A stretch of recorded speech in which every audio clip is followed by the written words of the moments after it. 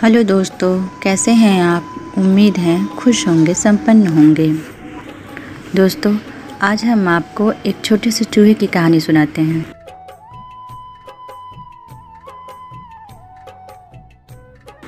एक गांव में एक सेठ सेठानी रहते थे। सेठ धार्मिक प्रवृत्ति का था।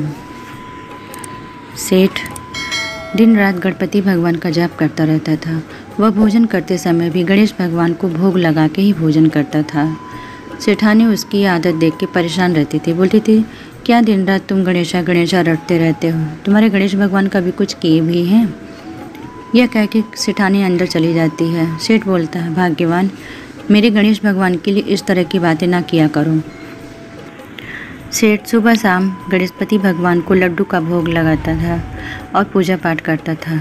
अपने काम में लीन रहता था। एक दिन उसे अपने रोजगार के चक्कर में बाहर जाना पड़ा।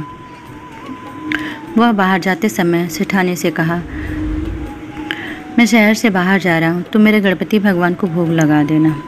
यह कहकर वो बाहर चला जाता है।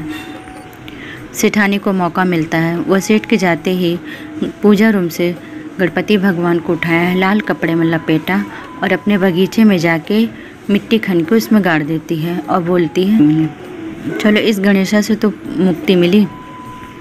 दूसरे दिन जब सेठ आया, सेठानी से पूछता है कि मेरे गणेशा कहाँ हैं।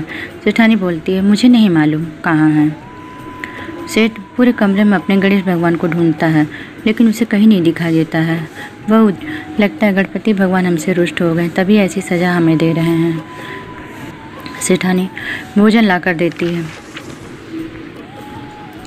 सेठ ने भोजन को गणपति भगवान को भोग लगाया, लेकिन उसने भोजन नहीं किया। उसका मन बहुत उदास था। वह परेशान था। वह सोच रहा था कि मेरे गणेशा कहाँ चले गए। ऐसा सोचते सोचते वो भूखे पेट ही नींद में सो गया। उसे स्वप्न दिखाई देता है।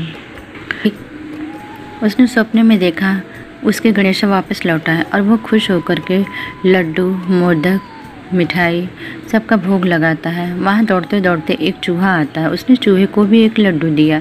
चूहा लड्डू लेके बाहर की ओर भागा। सेठ उसके पीछे पीछे गया कि चूहा बाहर कहाँ जा रहा है। वह लड्डू ले जाके उसी जगह पर रख दिया जहाँ गणपति भगवान को सेठानी ने छुपा दिया था। सेठ यह देख करके आश्चर्य में पड़ गया। उसकी आंखें खुल गई। उसने अपना स्वप्न सेठानी को बताया। सेठानी बोली, ऐसे ही तुमने स्वप्न देख लिया होगा। सेठ का मन नहीं माना।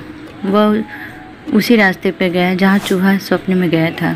जाके देखता है, वहाँ पे मिट्टी खोद के देखता है तो उसे गणेशा मिल जाते हैं। वो बहुत खुश होता है। वो अपने गणेश भगवान को ले आके मंदिर में स्थापित करते हैं। वह गणेश चतुर्थी का दिन था। सेठानी भी यह सब देख के आश्चर्य में पड़ गई। उसने सेठ से क्षमा मांगी और गणपति भगवान से भी क्षमा मांगी। इस तरह सेठ सेठानी के ऊपर गणपति भगवान ने कृपा की। विघ्नहर्ता गणपति भगवान सबकी परेशानी दूर करते हैं। दोस्तों, जो भी यह कहानी सुनता है, कहता है और जो हुकारा भरता है, गणपति भगवान सबका कल्याण करे।